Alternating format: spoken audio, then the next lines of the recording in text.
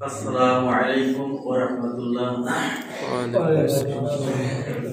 Alhamdulillah nahmaduhu wa nasta'inuhu wa nastaghfiruh wa na'udzu billahi min shururi anfusina min sayyiati a'malina.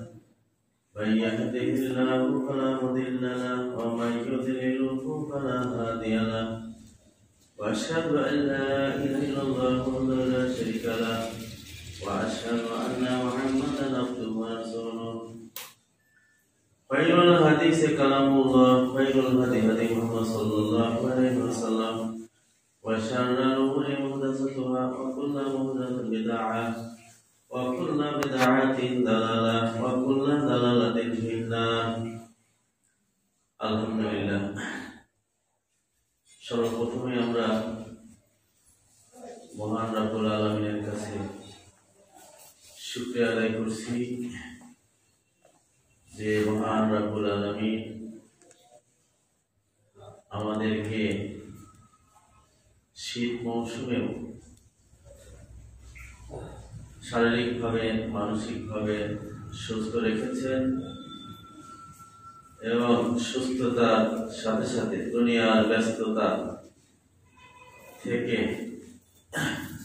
মুক্ত হয়ে আমরা তার পবিত্র ঘরে মসজিদে জমার দিন জমার খুতবা প্রারম্ভে আমরা মসজিদে আসতে পেরেছি, এই জন্য বলে আলহামদুলিল্লাহ।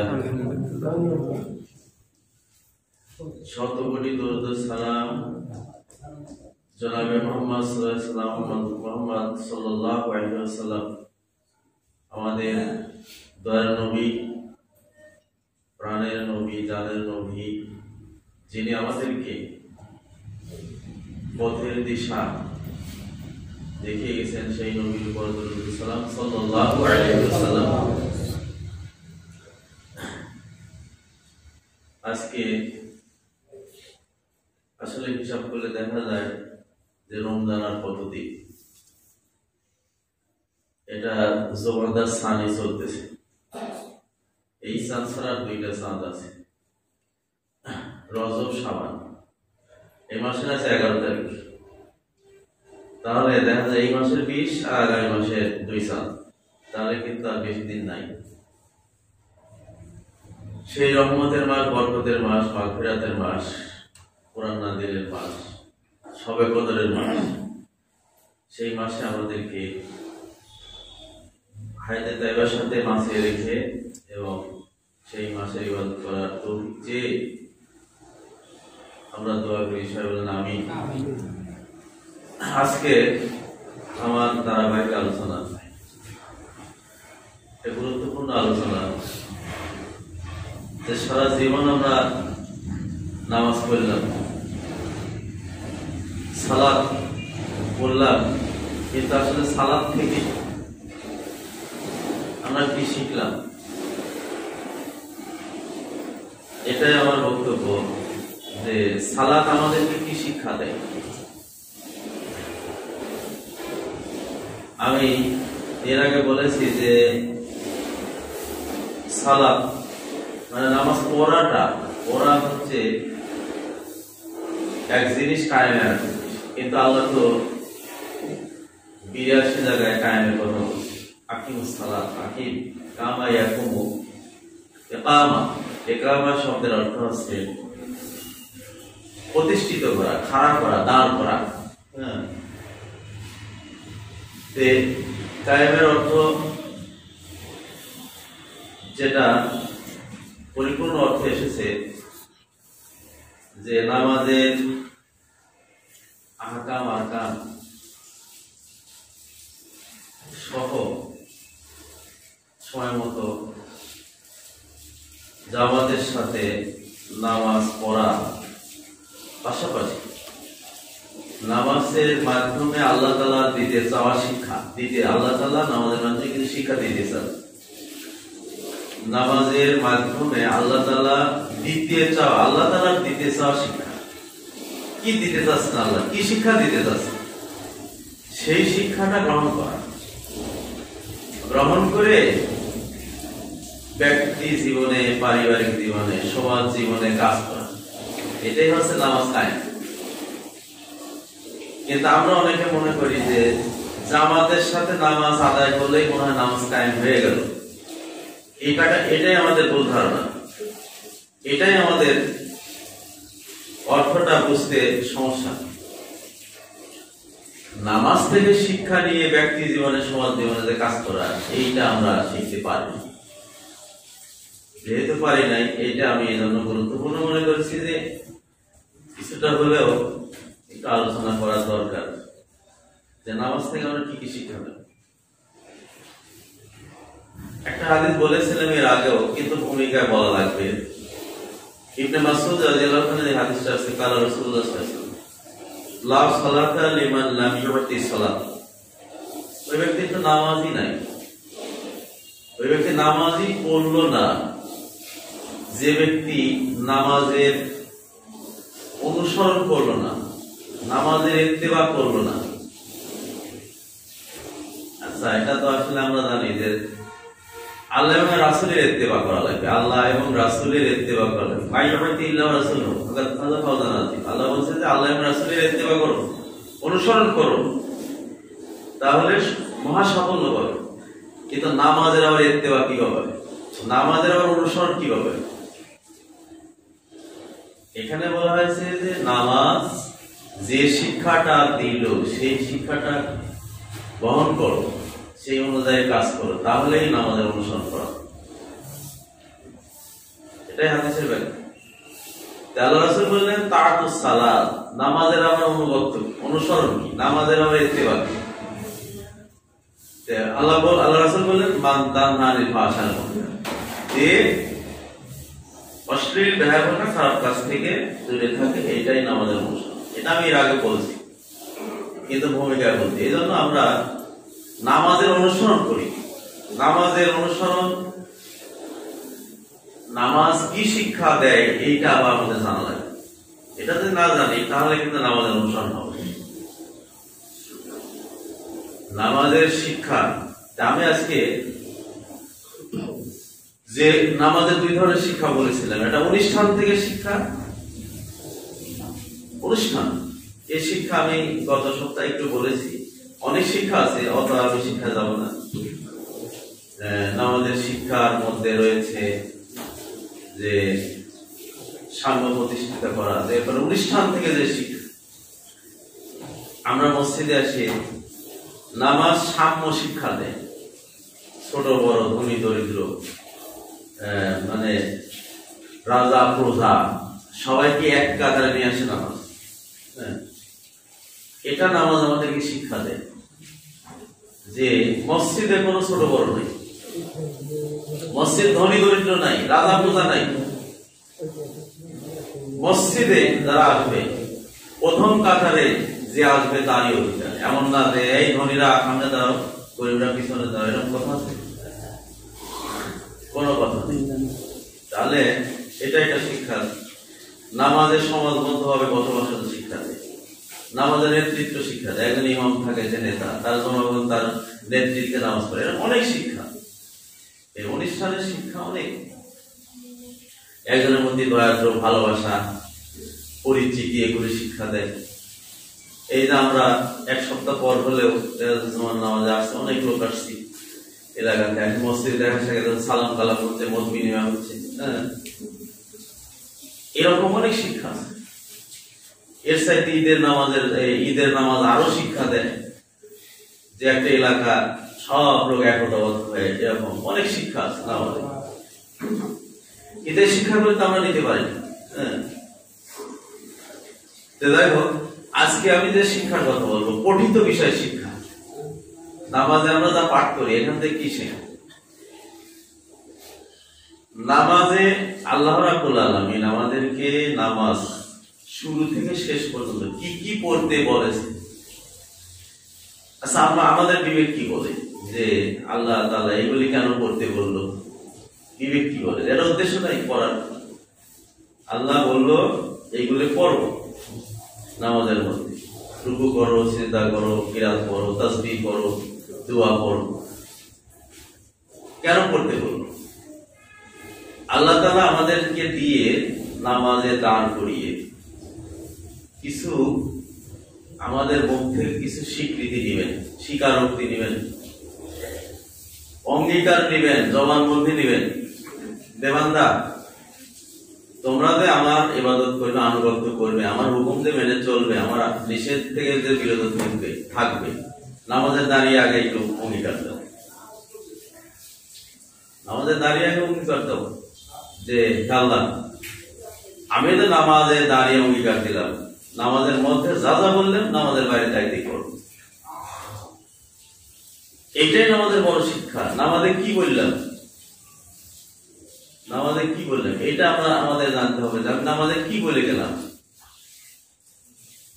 কিন্তু আল্লাহ বলেছে যে লেমা তা করো না মালা, যেটা করবে না কেন বললেন। আর এইটা যদি করো তাহলে কাবুরা মাফতানি বাবা আন্তাকুল মালা তা করবে না বলে আসলে কেন, নামাজে কেন বলেছি। আল্লাহর কাছে সবচাইতে রেগে যান ওই বান্দার প্রতি যে অঙ্গীকার দিল, বলে আসলো কিন্তু করলো না। এর অর্থ এই নয় যে তার নামাজই পড়বো না। নামাজটা তো পড়ো, নামাজ না পড়া আর একটা অপরাধ। কিন্তু নামাজ না পড়া এরকম অপরাধ, নামাজের মধ্যে যে শিক্ষা আল্লাহ তাআলা দিলেন সেই শিক্ষা অনুযায়ী কাজ না করাও আর একটা অপরাধ। দুইটা সমান অপরাধ। এখন একজন যদি নামাজ আমি পড়বো না, ওই শিক্ষাগুলি আমি কাজ করবো, এটাও চলবে না। নামাজ যেরকম জামাতের সাথে পড়তে হবে, আল্লাহ আছে না ওইভাবে আমি তোমাদের কাজ চাই না, নামাজের দাঁড়িয়ে অঙ্গীকার দেবো, সেই অঙ্গীকার অনুযায়ী কাজ করবো 5 বার। যখন আমাদের দেশে, বাংলাদেশে যখন সরকার গঠন করা হয় তখন শপথনামা দেয় না, শপথনামা দেয় যে আমি দেশের জন্য কাজ করব, দুর্নীতি করবো না, দেশ ও জাতির জন্য আমি কল্যাণমূলক কাজ করবো, এরকম বলে। হ্যাঁ, রাষ্ট্রদ্রোহ কোনো কাজ করবো না। হ্যাঁ, এগুলো বলার পরে সে যদি এইগুলি আবার পুনরায় করি তাহলে সে অপরাধ না। তেমন নামাজে দাঁড়িয়ে কি বলে গেলাম জানি না। এখন প্রশ্ন আসতে পারে যে হুজুর আমরা তো আরবি টারবি জানি না, আরবির অর্থ বুঝি না, মাদ্রাসায় পড়িনি, লেখাপড়া জানি না। এটা আসলে এই ওজোর দিয়ে বাঁচার কোনো উপায় নেই।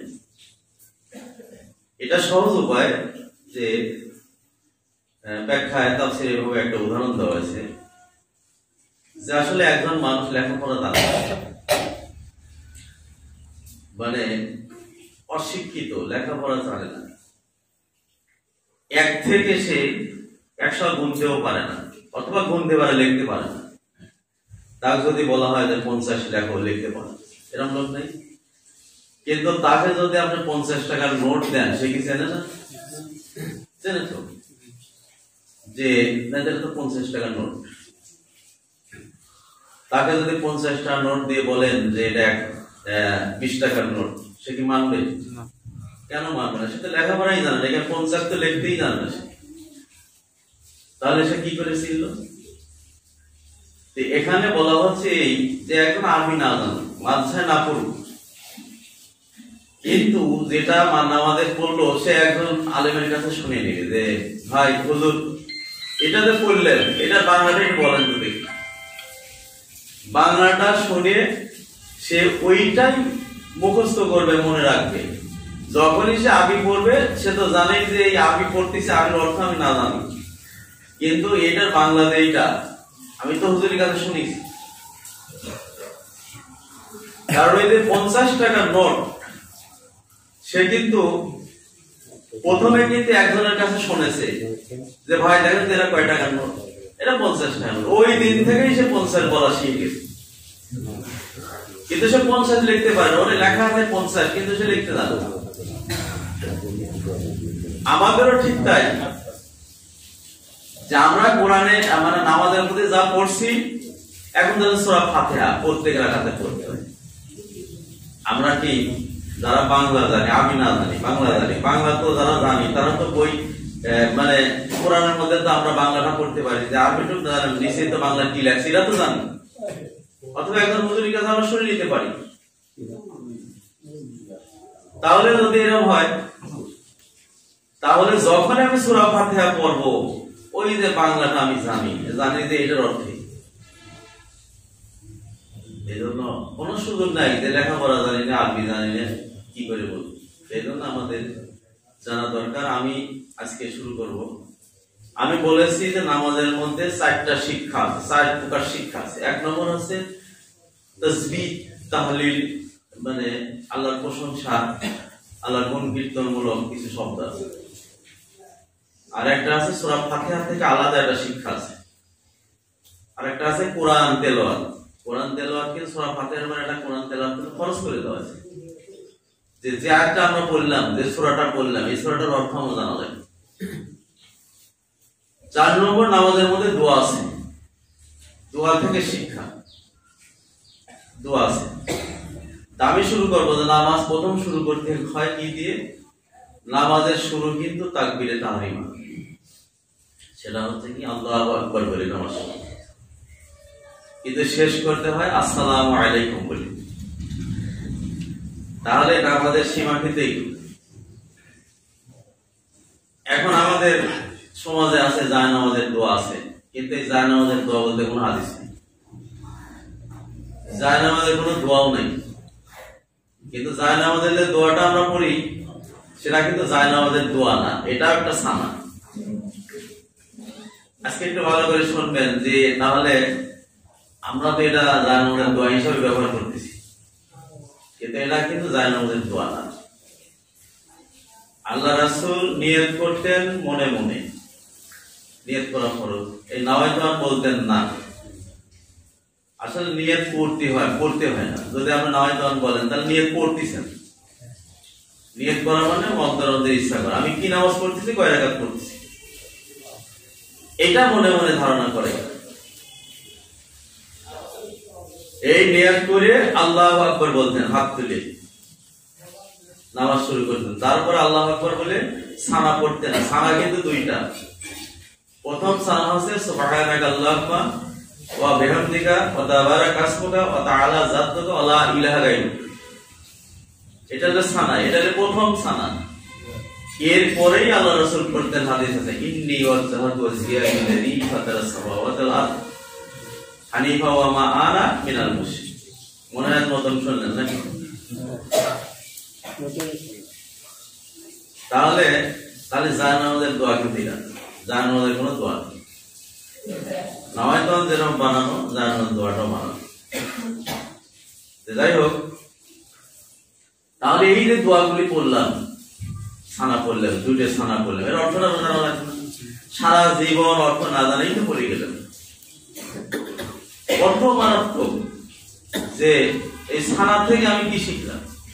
তাহলে আমি আজকে সানার অর্থটা বলবো, যে সানা থেকে আমি কি শিখবো, এই সানাতে যা শিখলাম বাইরে যাই কি করলাম। আমি আগেই বলেছি, যা নামাজে বলে যাবো, বাইরে যদি তা না করি, তাহলে আল্লাহ বেশি রাগে যাবে। কাবুরা মাক্তান ইনদাল্লাহ, আল্লাহর কাছে সবচেয়ে রাগ উদ্রেককারী এই কাজটা। নামাজে বলে গেলাম একটা, বাইরে যাই করলাম আর একটা, আল্লাহ রেগে যাবেন সেই বান্দার। যে আমি তো চাইছিলাম নামাজে তুমি স্বীকারোক্তি দিয়ে আসো, এই কাজ করবো, কিন্তু নামাজের স্বীকারোক্তি ঠিকই দিলে, বাইরে তো করলে না, তাহলে কিন্তু আমরা আল্লাহর কাছে জিয়াই পাবো। আল্লাহু আকবার এটা বললাম। আল্লাহু আকবার মানে কি? আল্লাহ মহান, আল্লাহ সবচেয়ে বড়। এখানে একটা উর্দু শব্দ আছে, মিন কুল্লি শাই, এটা ইসমে তাফদীলের সিগা। আল্লাহু আকবার মিন কুল্লি শাই, পৃথিবীতে যা কিছু আছে সবার উপরে আল্লাহ, আল্লাহর উপরে আর কেউ নাই। এটা তো বললাম। একটা রাকাতে, এক রাকাতে কয়বার আল্লাহ বলেন? তাকবীরে তাহরিমা ছাড়া রুকুতে একবার, সিজদায় কয়বার? 4 বার।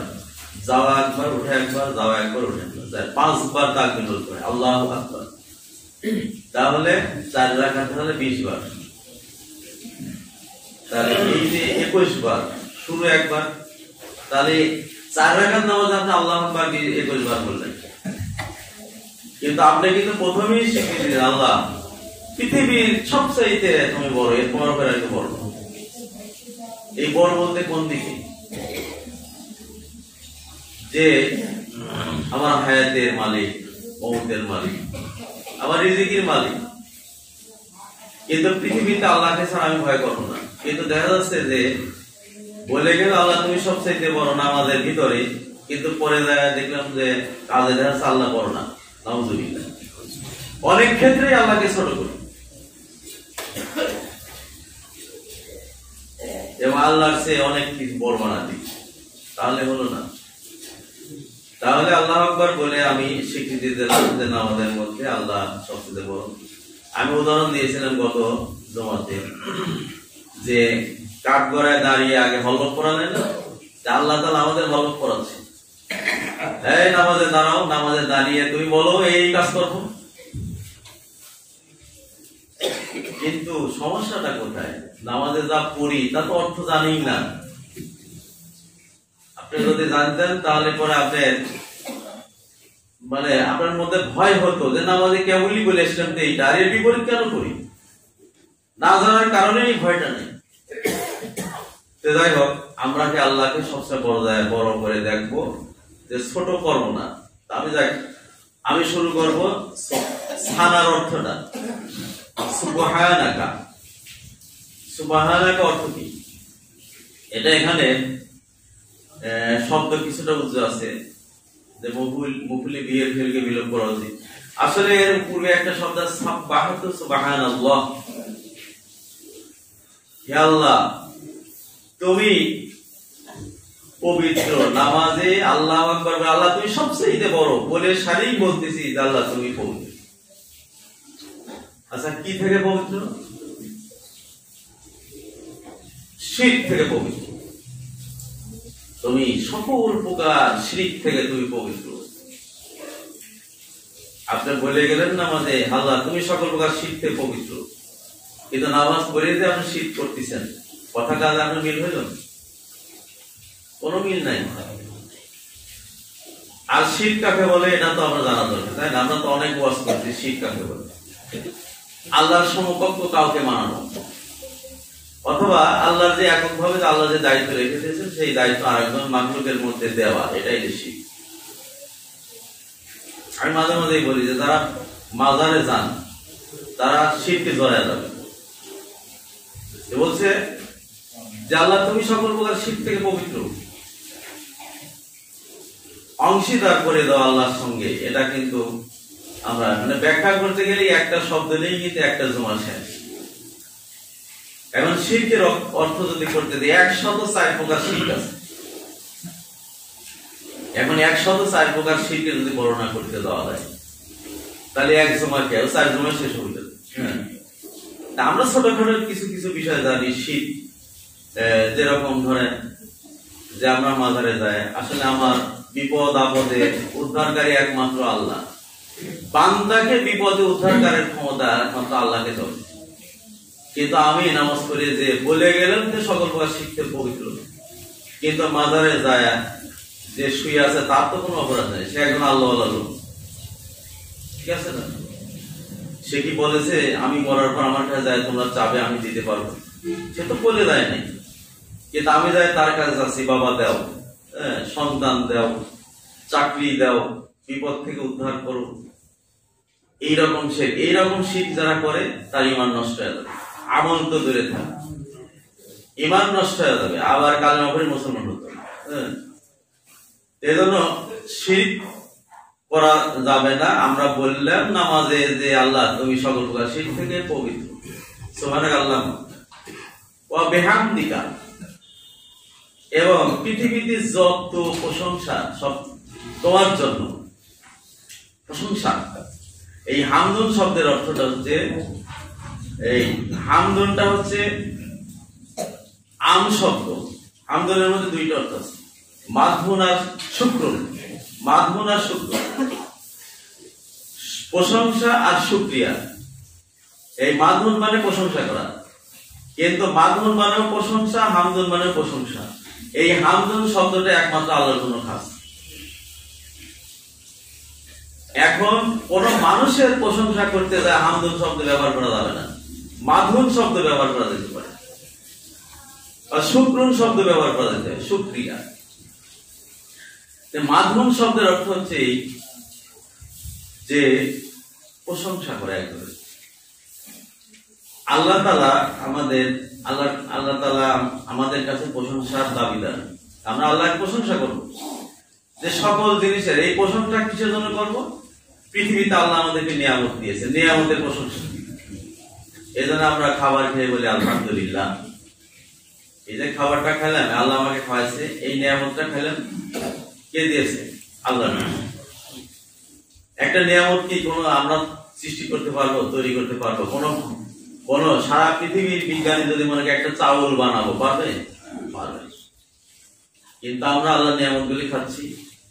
এই নিয়ামত গুলো জন্য আল্লাহর কাছে শুকরিয়া আদায় করা লাগে, সেটা কিন্তু আলহামদুলিল্লাহ, এটা সব মৌখিক শিক্ষা। আর শুকরুন বলা হয় বিনিময়ে যদি কেউ যদি কোনো উপকার করে তার বিনিময়ে দিরা, সেটা হলো শুকরিয়া। এই শুকরিয়ার বাংলা আছে ধন্যবাদ। একজন যদি আপনাকে উপকার করে, আপনি বলবেন ধন্যবাদ ভাই, শুকরিয়া, ধন্যবাদ আপনাকে আমাকে উপকার করে। আর এটা হলো বিনিময়ে শুকরিয়া, ধন্যবাদ। আর মাধ্যম প্রশংসা মানে বিনিময় না, বিনিময় ছাড়া। এখন দেখা যাচ্ছে যে আমাদের ইউনিয়নের চেয়ারম্যান সাহেব, একটা উদাহরণ দিচ্ছি, সে কিন্তু আপনার কোনোদিনও কোনো উপকার করে নাই, কোনোদিনও কোনো উপকার করেনি, কিন্তু মানুষের উপকার করছে, জনগণের উপকার করছে। তখন আপনি শুকরিয়া আদায় করবেন না, চেয়ারম্যানের শুকরিয়া আদায় করবেন। তখন আপনার চেয়ারম্যানের প্রশংসা করবেন যে আমাদের চেয়ারম্যান খুব ভালো এবং জনগণের সেবা করে, উপকার করে। এটা হলো প্রশংসা, এটা শুকরিয়া না। কিন্তু হ্যাঁ, চেয়ারম্যান যদি আপনার সরাসরি কিছু উপকার করে ফেলায়, তখন আপনি প্রশংসার পাশাপাশি শুকরিয়া, যা আপনাকে ধন্যবাদ। তাহলে শুকরিয়া কিন্তু বিনিময়।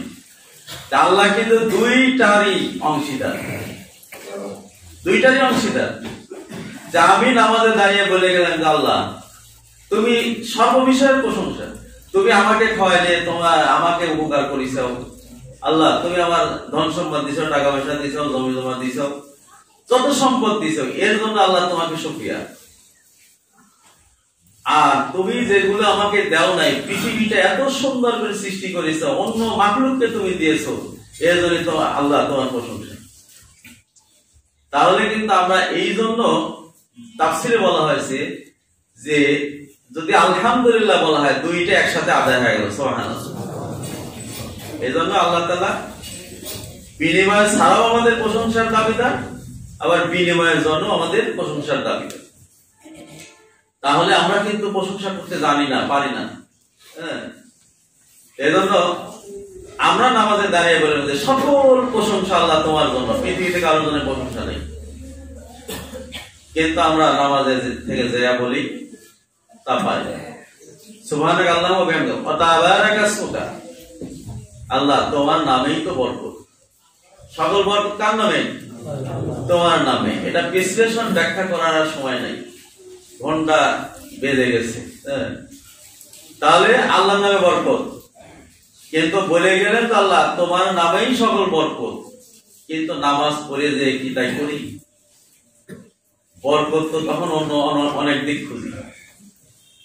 যে যেরকম একটা উদাহরণ হিসাবে বলতেছি, যে শাহজালাল মাজারে গেছি, মানুষ শাহজালাল মাজারতে মাটি তুলে তুলে কাগজের দরজা বলে যে ভাই আমি কি করি, কয় যে বরকতের জন্য নিয়ে যাচ্ছি, নাউজুবিল্লাহ।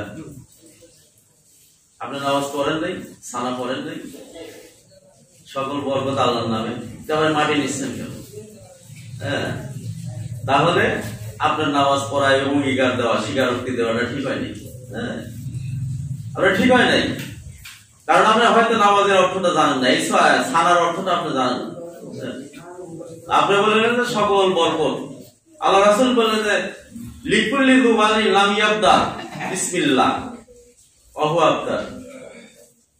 যে কোনো কাজের পূর্বে আল্লাহর নাম নিয়ে শুরু না করলে সে কাজটা বরকত শূন্য হবে। আপনি জানেন না আল্লাহর নামে সব বরকত। শাহজালাল মাটি নিয়ে আপনি পারবেন এটা সাজরা নামা ঘরে ঝুলে রাখা বরকতের জন্য, এটা শীত, কোন ধরনের শীত? কোন পিসায় বাবা বেচে 10টা 20টা বেচে, নাউজুবিল্লাহ, আবার জনগণ কেনে, মানে শিরকের ব্যবসা চলে। সকল বরকত আল্লাহর জন্য। আল্লাহ বললো যে তুমি কাদের বলবে বিসমিল্লাহ বলে শুরু করো, তোমার বরকত দেওয়া হবে। আর আমরা আল্লাহর নাম বাদ দিয়ে অন্য বরকত খুঁজি অন্যভাবে। তার মানে হচ্ছে আমি সূরা এই সানার অর্থটা আমি বুঝিনি।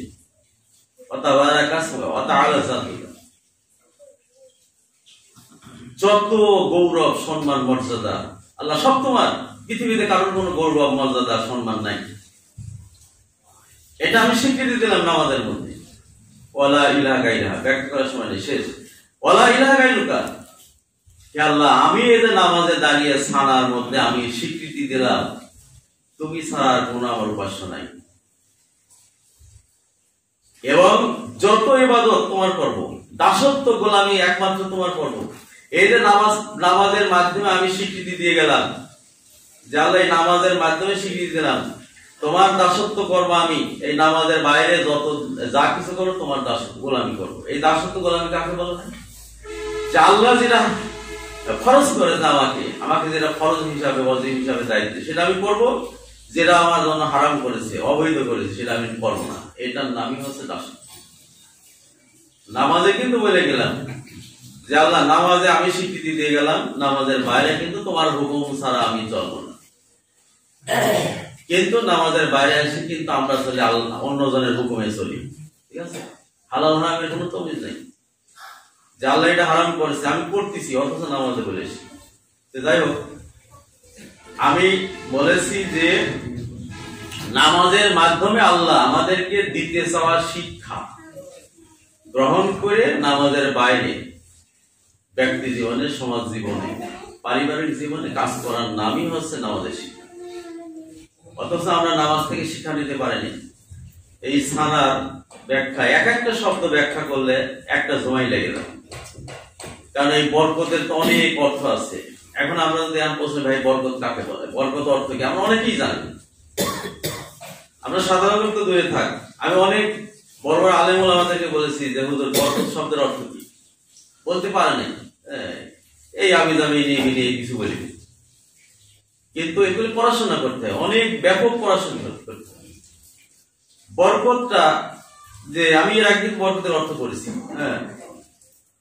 বরকতের মধ্যে 3টা আছে, মানে অর্থ আছে। এক নম্বর হচ্ছে বরকত মানে বৃদ্ধি হওয়া, বেশি হওয়া। 2 নম্বর হচ্ছে স্থায়িত্ব লাভ করা, যেটা আপনি নিয়ামতটা লাভ করেছেন সেটা স্থায়িত্ব হয়, যে সেটাতে হারিয়ে না যায়, নষ্ট না হয়ে যায়। যদি হারিয়ে যায়, নষ্ট হয়, আপনার বোঝা যায় এটার বরকত নেই। আর 3 নম্বর হচ্ছে কল্যাণ লাভ করা বরকতের মধ্যে, যেটা আপনি লাভ করেছেন ওটার দ্বারা আপনার উপকার হবে, কল্যাণ হবে। আপনি একটা জিনিস লাভ করেছেন কিন্তু উপকার হলো না। একটা উদাহরণ দিয়েছিলাম মনে আছে, যে আপনি সাধারণ একটা মুরগি পালিছেন, যে বড় হবে জবাই করে খাবো, এই আজ নয় কাল, কত কষ্ট করে খাওয়ায় পড়ায় বড় করেছেন। আল্লাহ আপনাকে এটা নিয়ামত দিয়েছে, নিয়ামতের আপনি বরকত। কিন্তু যদি এই মুরগিটা হঠাৎ ঘরের মধ্যে মরে যায়, পরের দিন দেখলে তো মরে আছে, বলে তো এটার আপনার বরকত নেই।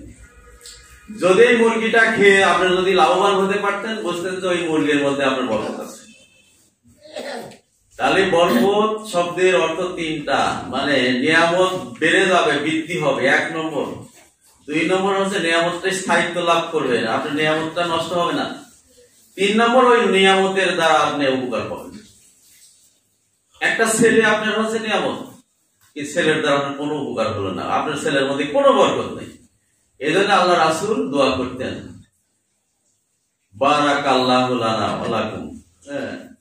এই যে বারাকাল্লাহ, আল্লাহ যে বললেন বরকতের জন্য দোয়া করলেন, কারণ পৃথিবীতে কোনো বরকতের উপরে কোনো দোয়া নেই। এই জন্য আমরা বলি আল্লাহ তুমি রহমত বরকত দাও, এই পরিবারে বরকত দাও, এলেমে বরকত দাও, রুজি রেজেকে বরকত দাও। আমরা তো অল্প কথায় সারি দিই, কিন্তু এটা ব্যাপক অর্থ 3টা। যাই হোক, বরকত হাসিল করবো আল্লাহর নামে, কিন্তু মাজারের নামে, ওলির নামে, অন্যকের নামে বরকত হাসিল করলে এটা আপনার নামাজের সূরা মানে আপনি সানার অর্থটা বোঝেন নাই। আগামী জমাতে দ্বিতীয় সানা আছে না, ওইটার অর্থ করবো। আল্লাহ আমাদের সবাইকে তৌফিক দিক। নামাজে গোটা নামাজে কি পড়ি এটাই আমার আলোচনা চলবে এখন।